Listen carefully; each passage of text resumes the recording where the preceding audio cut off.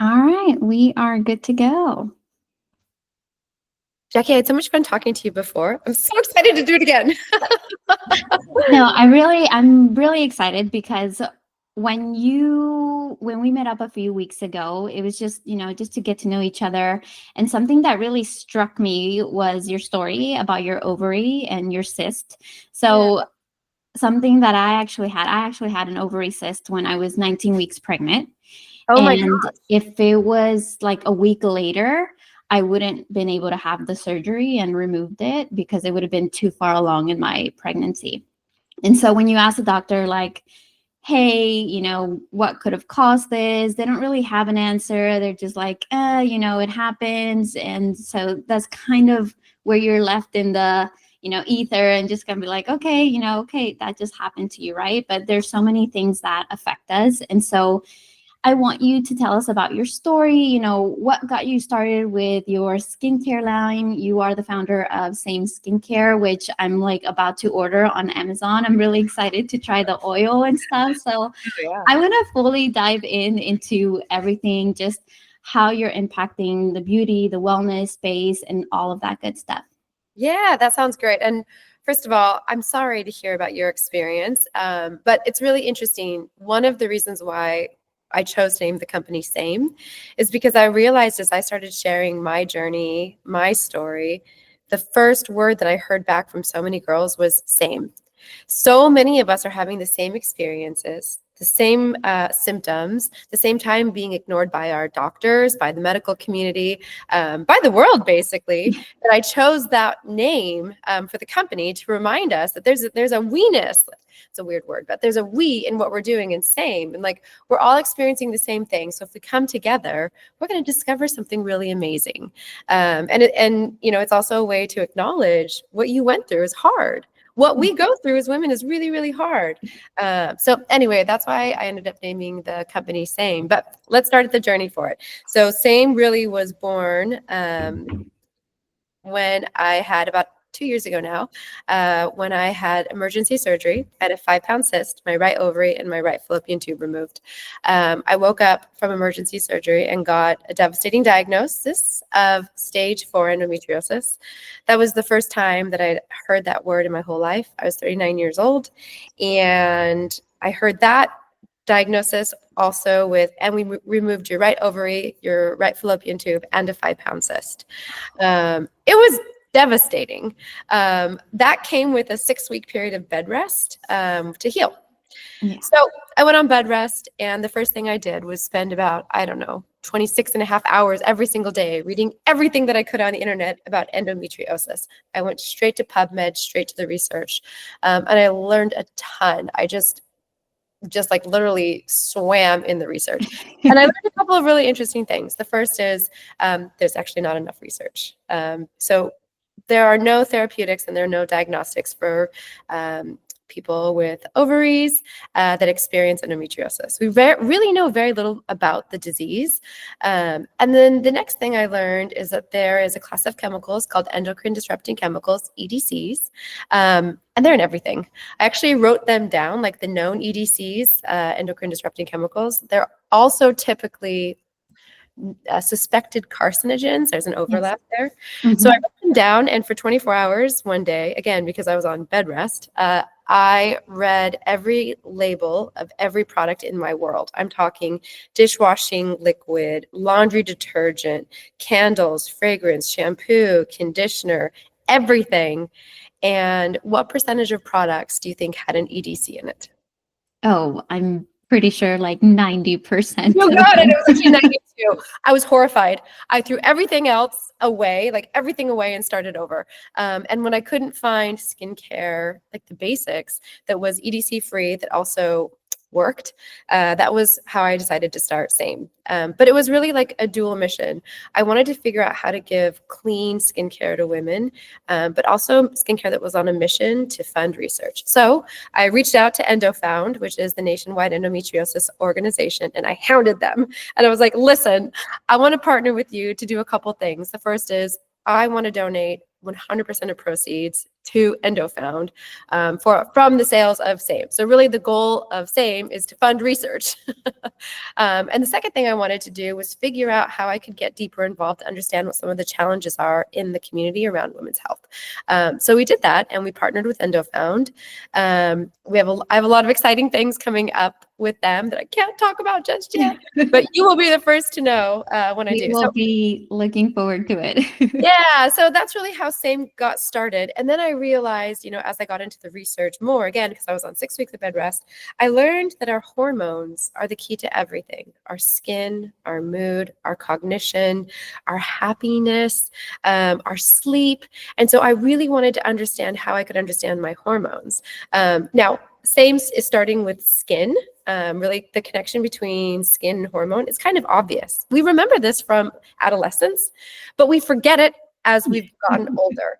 So we're right in the middle of developing an app, which I'm super excited about, that makes the connection between your skin and hormones very clear. So what we've done is we've created a unique algorithm that helps your skin act as a biomarker for your hormones, right? And so we've actually got a prediction algorithm that will predict a hormonal breakout. We're getting ready to launch this, and everyone is welcome to try it. I'm super excited. The other thing that I learned is that you can use certain products at certain times of your cycle to get great skin every single day. And so we're also including these protocols that are very clean in our app. So it does two things. The first is it helps you understand what's happening with your hormones and how they will affect your skin. Eventually, we're going to move into mood, sleep, cognition, everything, but we're just starting with skin. And then it delivers you protocols to know what you should use at the right time based off of where you are in your cycle, and therefore where your hormones are, so you can have the same energy, the same sleep, the same skin every single day. That's amazing. I think as women, I don't know if you have kids, but, I actually don't. That was one of the things that endometriosis took from me is motherhood. I get really weepy when I talk about it, so I kind of leave that part out. But yeah, no, yeah. But even with that, even in the month of our cycles, perimenopause, postmenopause, we have all of these changes that nobody really explains to us. Yeah. And so a lot of these issues that we have are, like you said, a lot of people have the same kind of, questions and transitions. And so how would you kind of talk about that, or how does SAME really support those skin changes through these transitions that we go through, right? Oh, that's such a great question. So, what we're really looking at are what biomarkers are available. And there are two specific biomarkers, which is what we're basing a lot of our theory on. And our theory is substantiated by science, which is cool. For SAME, our chief science officer, who's actually helping us validate all of our assumptions here, she was the chief science officer for the Calm app. And so she and I had a great connection, very similar to our connection. And I started telling her about SAME, and she said to me, Elle, I'm in perimenopause, and I have no idea what the heck is happening. I just know I don't sleep well. I don't look well. All the beauty things, my hair, my nails, my skin, they've all just totally changed. I have no idea what's going on. And so we started diving into the research, and it turns out you can know what's going on.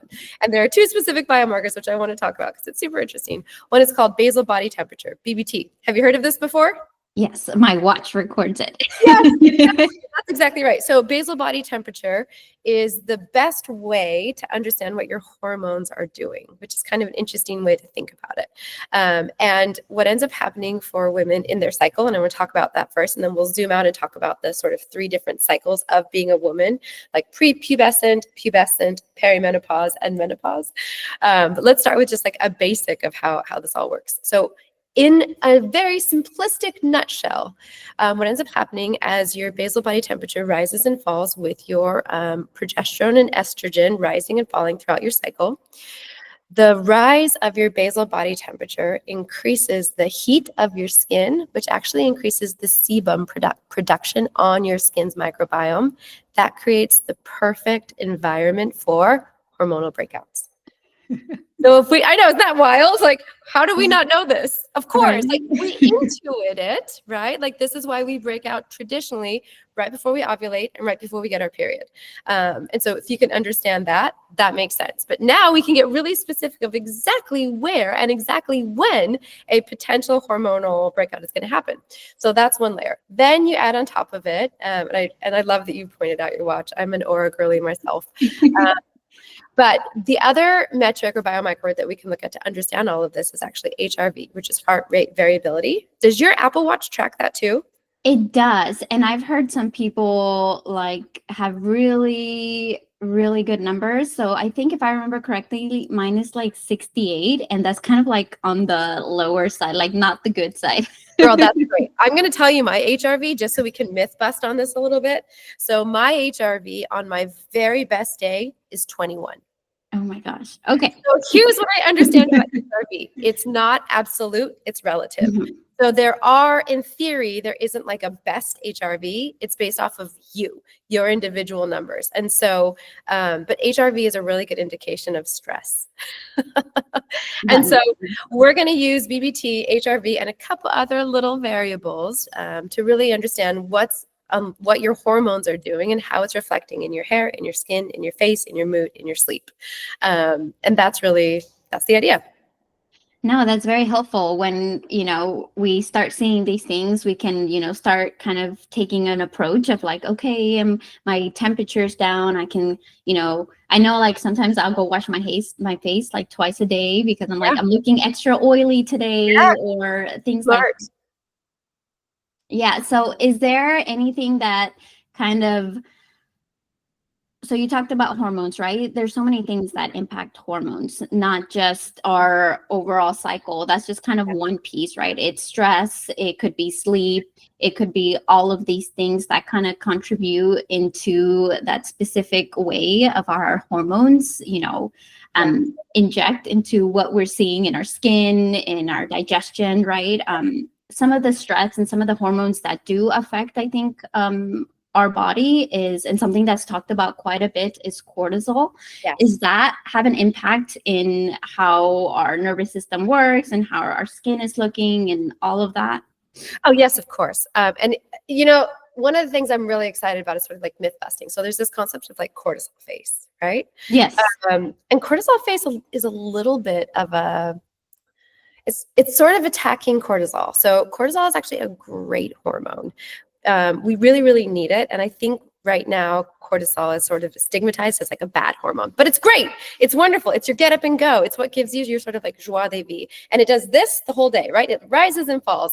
It's actually at its very, very highest when you first wake up. And the higher a lot of people say, talking about myths, it's like, we need to lower cortisol. We need to lower it. We're talking about, that's something that I hear quite a bit in specific drinks and it's like, it's supposed to be high. We want it to be high in the mornings and kind of, that roller coaster rhythm, kind of with like circadian rhythm. It naturally flows with our days and with our cycles. And so, talk more about that. So cortisol face is super interesting. And I'm actually, I'll show you some pictures too. I'll send them to you. I sort of had what is traditionally known as cortisol face, which is like, I don't know if you can see this, but like you get a little bit puffy.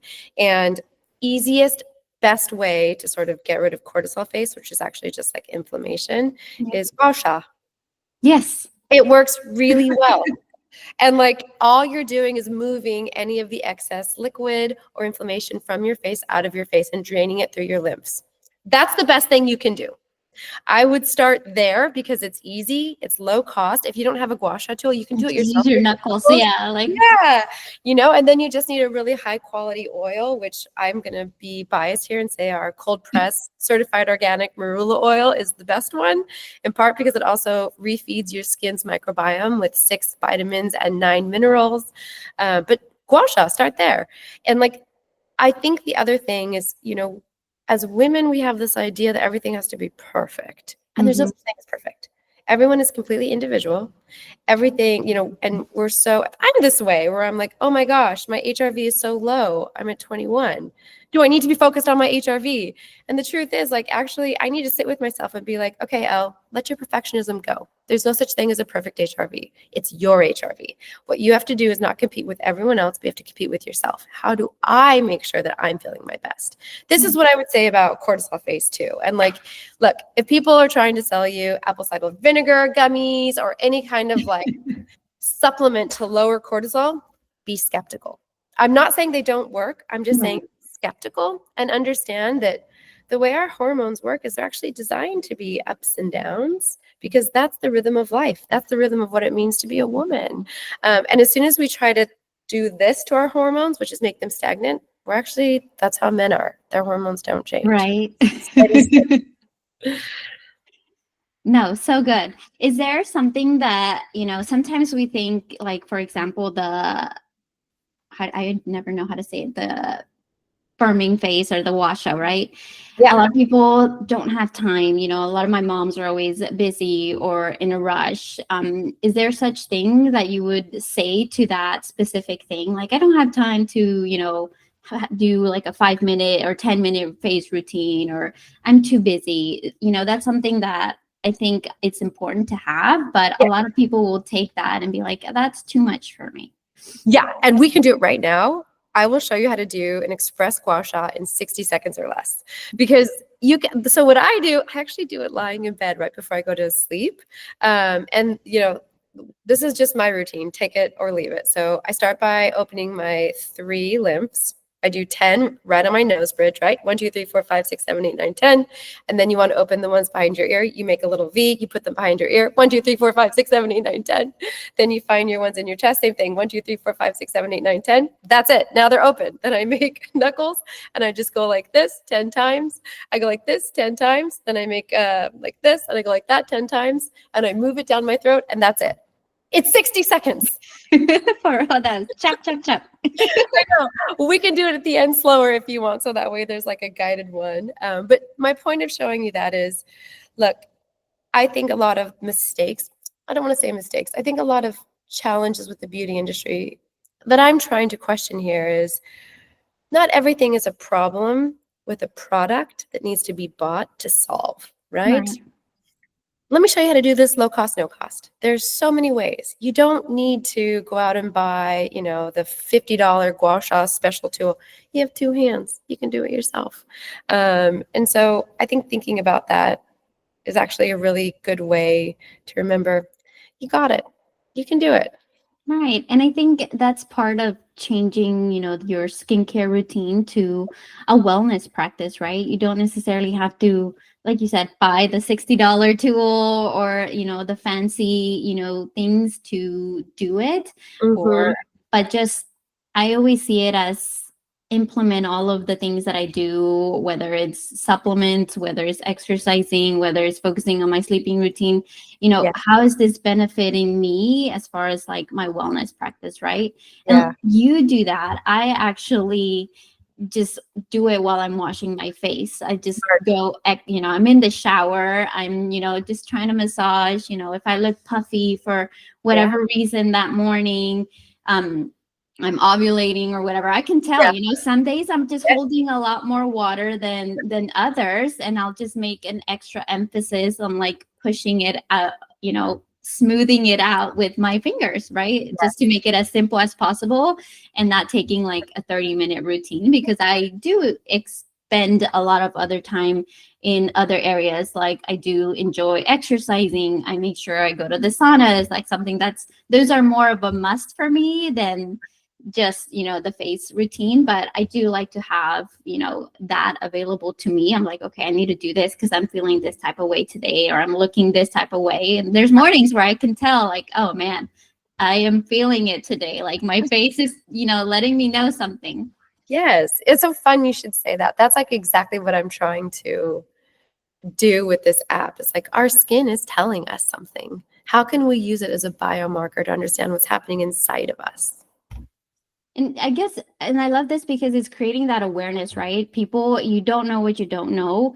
And sometimes it's just like, oh, it's just how I am today, or that's just how it is. So I do need to take this supplement, or I do need to go buy that thing. And I think the app actually might be such a great idea in implementing those things as far as oh, I'm ovulating, or maybe that's why I'm feeling that. And just creating that awareness. A lot of people just don't know what they don't know. And it's such a helpful tool in giving us insight and learning more about ourselves and connecting the dots. I'm a nutrition coach. And so sometimes, when we put two and two together, like, oh man, I ate the pizza last night, and some people are like, oh, that's just how it is all the time. But, or when I tell them like, go gluten free or try not to do the sodas, like start connecting the dots of how you feel. I'm like, Yeah. oh, that does make a difference. It doesn't mean that you have to cut out the foods completely, right? But it will make you kind of second guess yourself or think twice, like, do I really want to have that extra slice? Like, I Yes. know I'm going to have these symptoms later. So it just creates that awareness and helps us make better choices in, the foods we eat, which of course also affect our skin and, Yes. all of those things.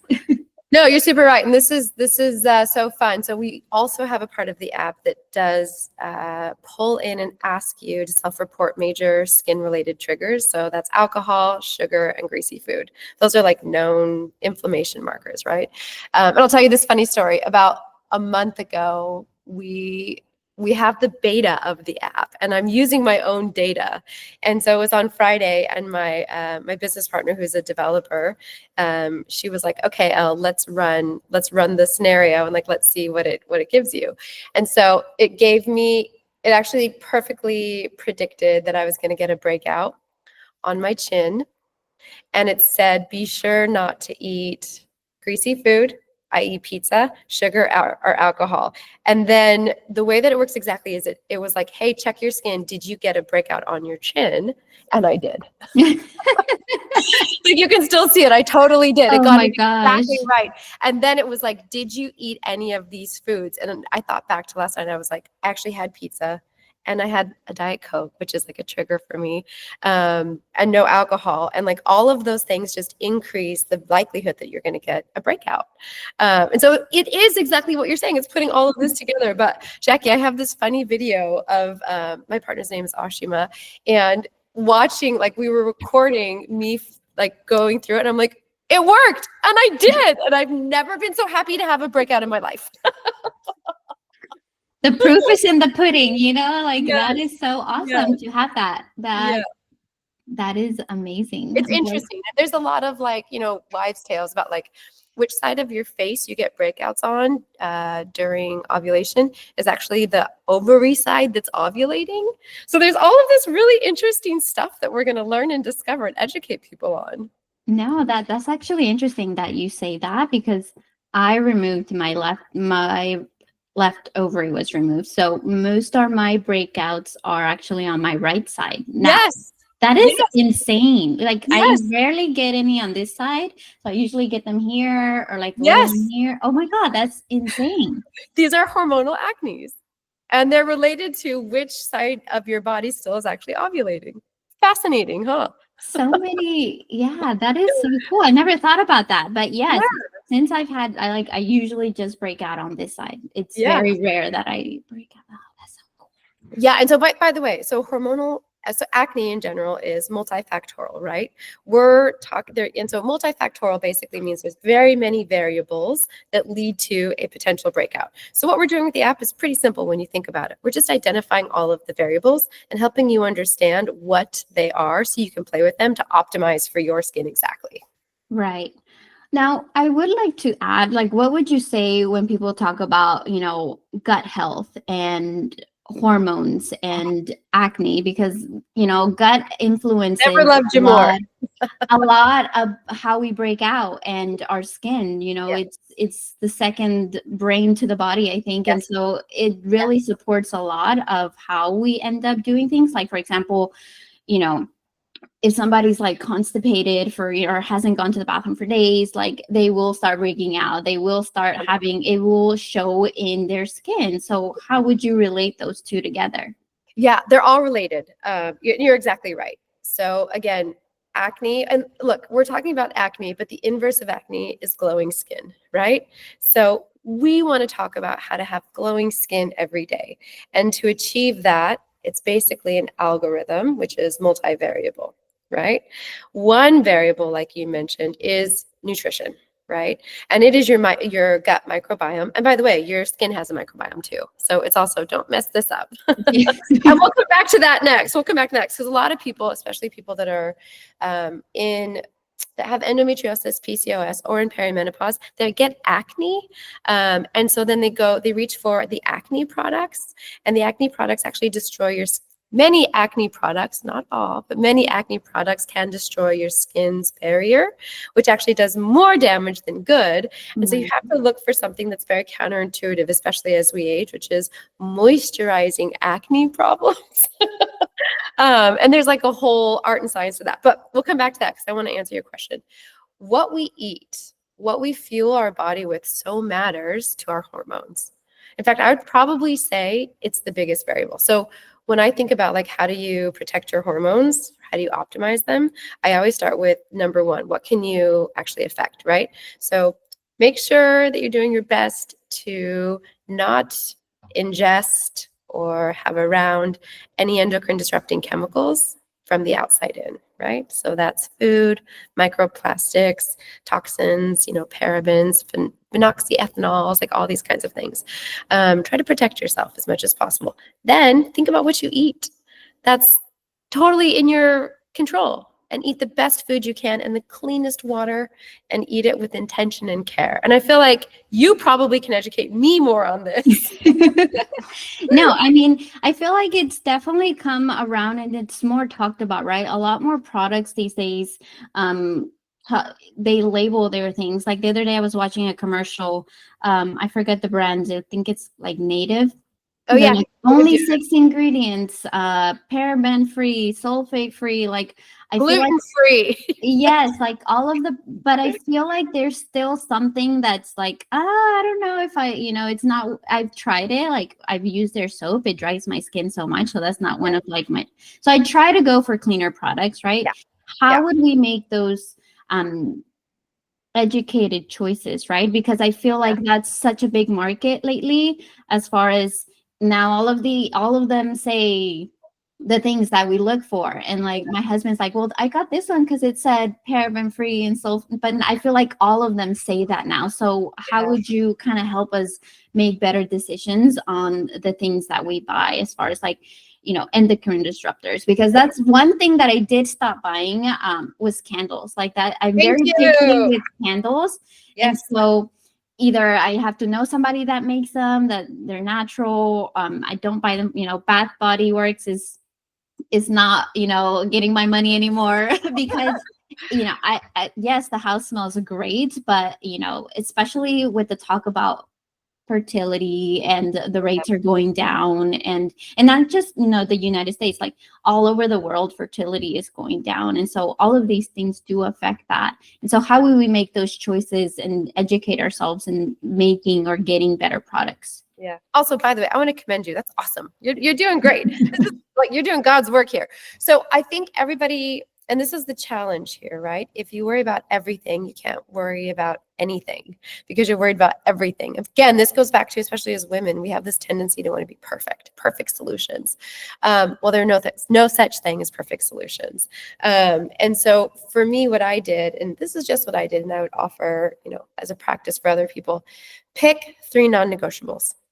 And just be like, these are my 3 non-negotiables. For me, fragrance is a non-negotiable. I cannot have fragrance, period.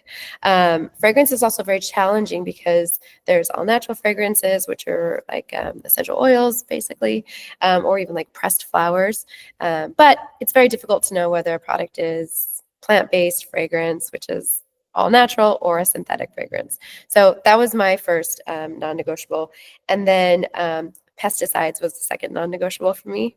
And pesticides means, and this is a really hard one. When you're looking at products, if they are a botanical, so even if it is like, a botanical based product, if the ingredient at the formulation level doesn't say certified organic, guess what? There's a very good chance that there are pesticides in the clean product. And I don't say that to scare you. I say that to educate, right? So if at all possible, try to buy products that at the ingredient level say certified organic. That was one of the things I'm actually very proud of with Sames. Our ingredients all have certified organic at the formulation level. Now that doesn't mean the product is certified organic because of the way certified organic works. You can't have certified organic water, for Right. people don't know that. So those two things are sort of my non-negotiables. And then my third one was, and again, this is just for me, broad brush, was reduce as much as possible plastic. So, of course, I'm drinking out of a plastic water bottle today because we ran out of water at the office, but I try to do as little plastic as possible. I carry around this like stainless steel standee with a glass straw. I'm trying to do my best, right? But everybody's doing their best. Water's another one. Drink purified water, the best water that you have possible, period. So that's what I would say. Like, find non-negotiables for you and be like, hey, I'm going to do 3 this year. And then next year, add another 3. And then the next year after that, add another 3. And now you're like habit stacking really, really good habits while also educating yourself on a very specific thing.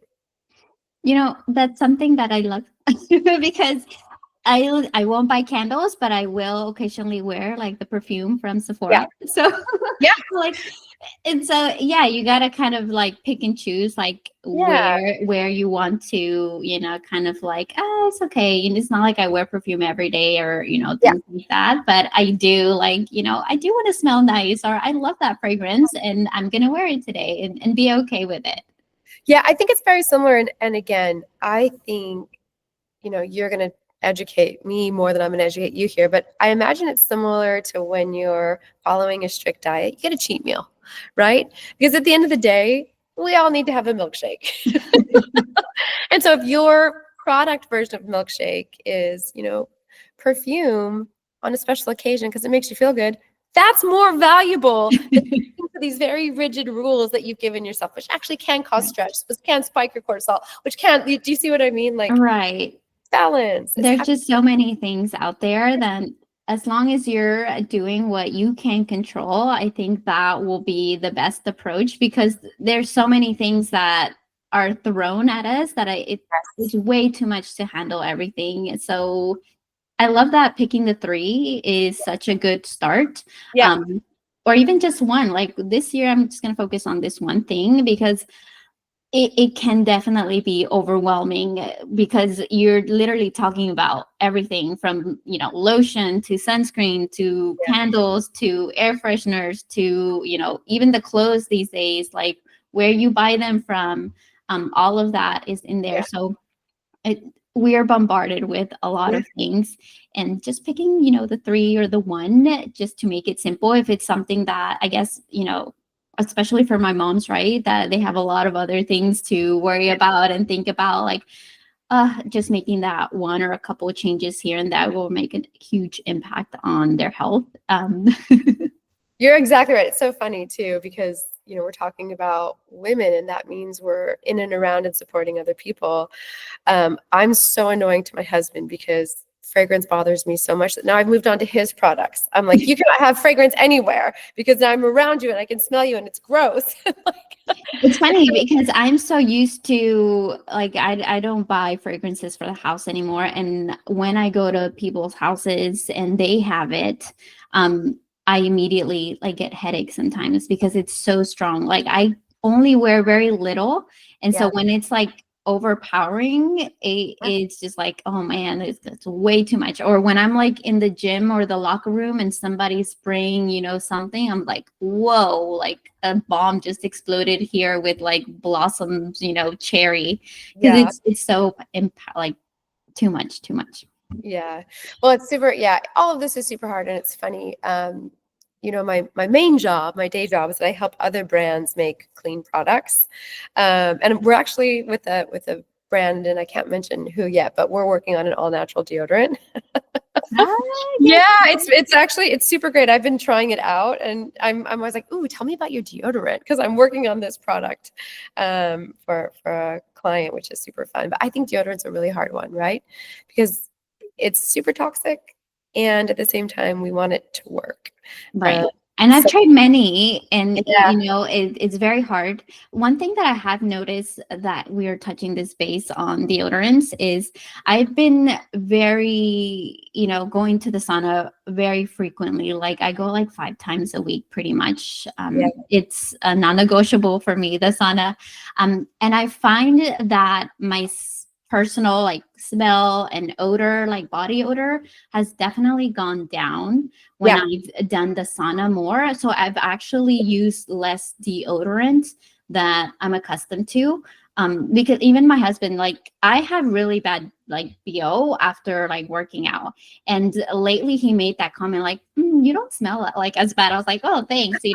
But I really want to say is like the sauna has been helping with that. And I have noticed that I've used like less deodorant these past yeah. couple of months that I've been so consistent with the sauna.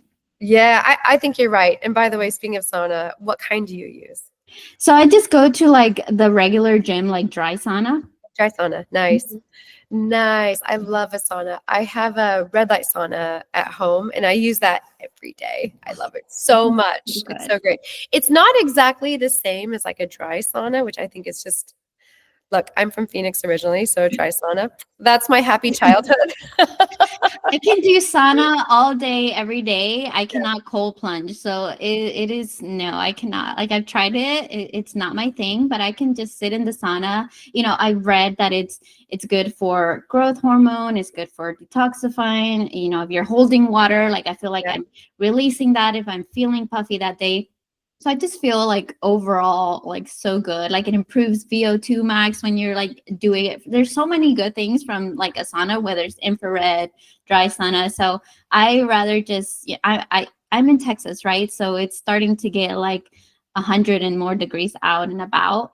And so I can be in the hot all day. I don't care if I'm sweating, but in the cold, I cannot do the cold. Yeah, I'm actually, it's funny, I'm the same way. And this is an interesting thing. So, a lot of coming back to like the lack of research for women, a lot of the research that we have, especially from the biohacker community, it's for men.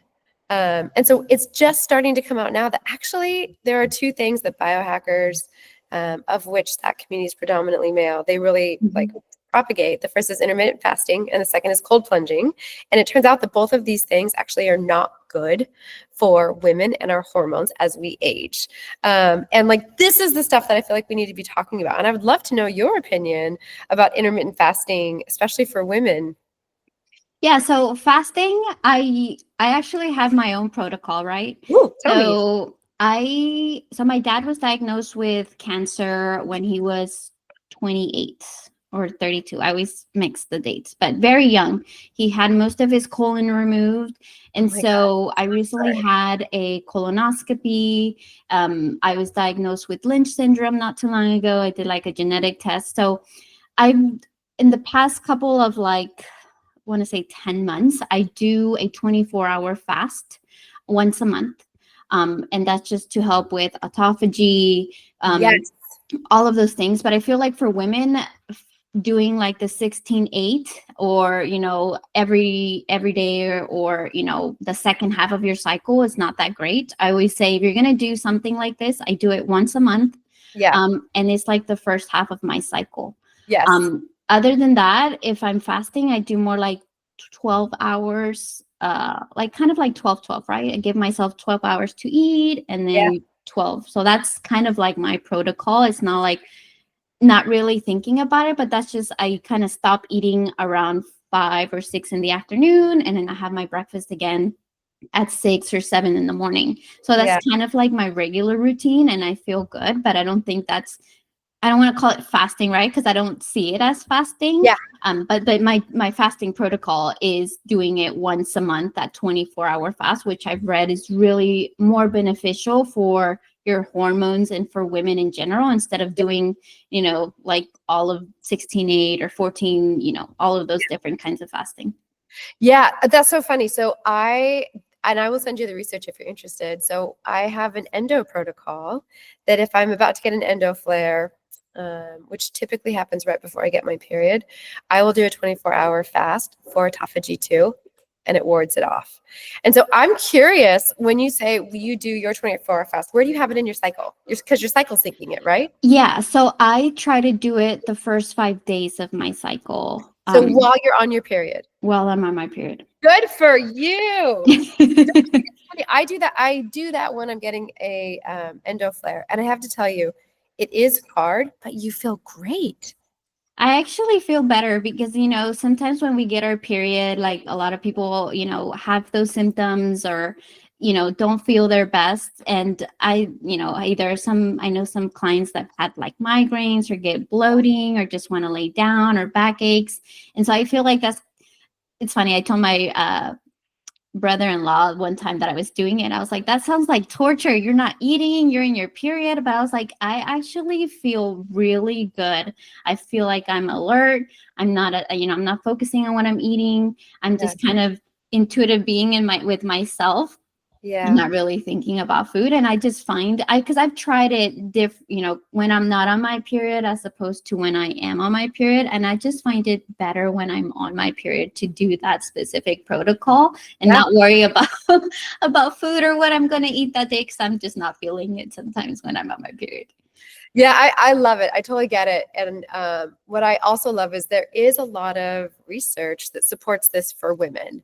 And at the same time, there's actually a lot of research that supports that intermittent fasting, these like 12, the eating windows, is not good for women. And I think what we're talking about is, how do we create space for women to have these dialogues and to understand what works for men may not work for women. What I guess said politically, like people with penises versus people with a little, but anyway, it matters, right? Like your biology matters, and it affects a lot. And so understanding how to dial yours in is the hard part. Right. And I had to kind of do this and test it out for myself, because a lot of people are like, why are you eating? Or, why can't I do this one? But I've done a lot of reading and research, and I used to promote fasting. Like I used to think, I felt good. But as I've gotten older and my hormones have changed, and right now I'm trying to have our last baby. I have 3 boys. And so we're in the midst of trying again. So I'm trying to be more in tune and putting all of these practices together to allow my body to, have one more. And so one of the things that I've actually thought about was, well, now I have like 1 ovary, and, that's always kind of like a scary thought in the back of my head. I'm like, what if I can't, right? And my husband is going through, like, he got his blood work done and his testosterone came back low, and we've had all of these challenges. He recently had like surgery for hernia. And so I was like, we gave ourselves a year. And so we're slowly kind of like, he's feeling better. He's recovering.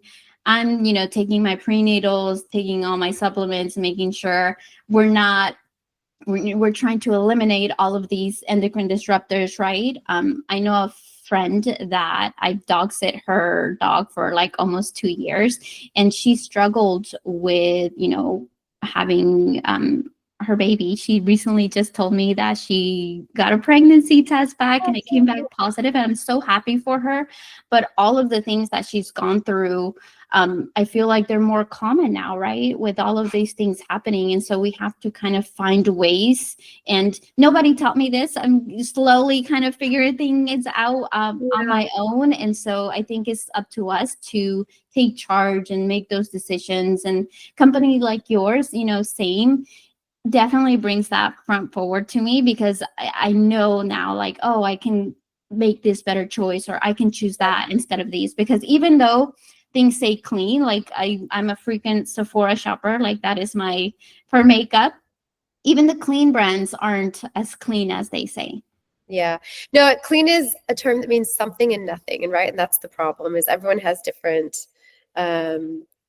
thresholds. And honestly, making products that are really, really great that also work is really hard. I mean, I've got like so many formulations of reformulations of our product that we're like working through in the R&D process, which is so fun. Like it's so fun to make products, but it is so hard, just constantly being like, okay, right, but does it work? Okay, right, but is it shelf stable? Okay, what kind of packaging? Okay, how do we make sure that, people can use it? And how do we make it affordable? So that way everybody can have great quality products. And it's not only available to like a teeny tiny percentage of people.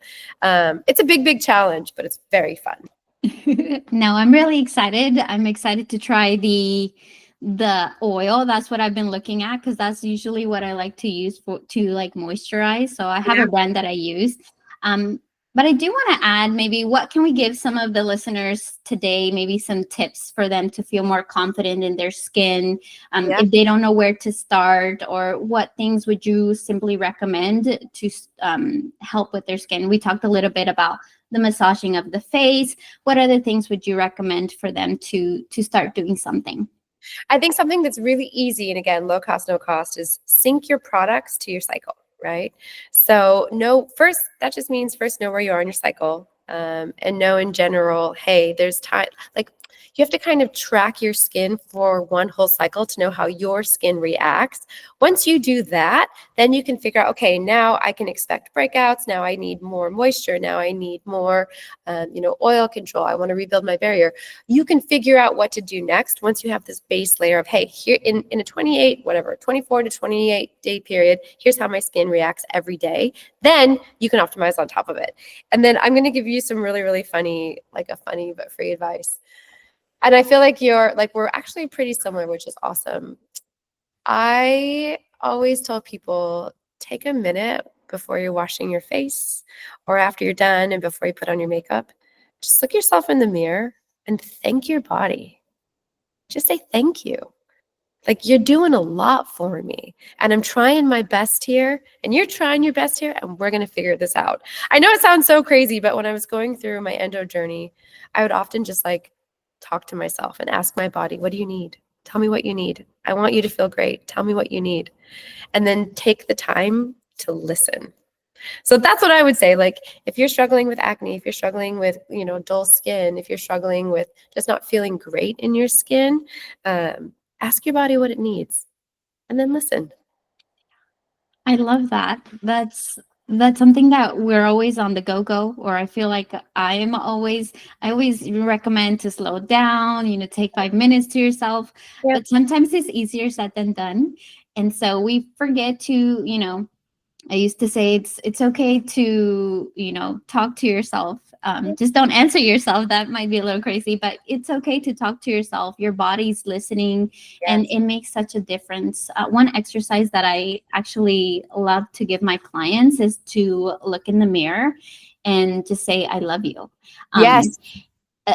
I find that is very hard for some individuals to do because, we start nitpicking like, oh, I look fluffy today, or, oh, I gained some weight, or, oh, I don't like my smile, or, oh, I'm like having some wrinkles here, whatever the cause. Like, we always find something, right, to nitpick, and just saying, taking some time to really hear ourselves out and to show ourselves gratitude. Like, thank you for allowing me to be here. I'm, whole, I'm functioning. I'm, just having grace for yourself, I think is one of the most important things, because we're always just everybody else, and we just forget to really love ourselves and give ourselves grace. I think that's one of the things that we let go of as we get older, and just kind of go with the notion and the motions of everything we have to do.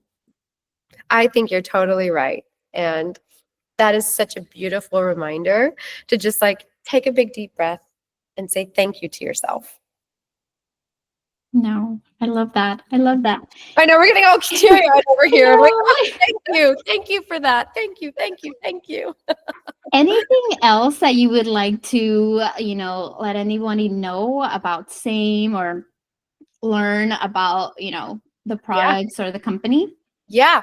Go to sameskincare.com. If you're interested in the app, sign up for the beta. it's very easy. There's just a little fill form, fill it out.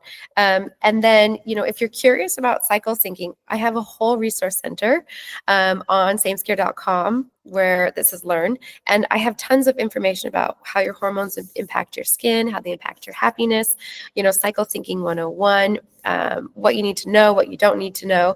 There's a whole bevy of free resources there for people that just want to kind of learn more. And then, of course, check out the products, but those are sort of secondary. The main thing is get the information, Yes. learn what works for you and figure you out. Awesome. Awesome. Thank you so much, Elle. I love talking to you. This was so cool. Yeah. And so I will put all the information on the show notes, and until next time. Awesome. Thank you. Grateful.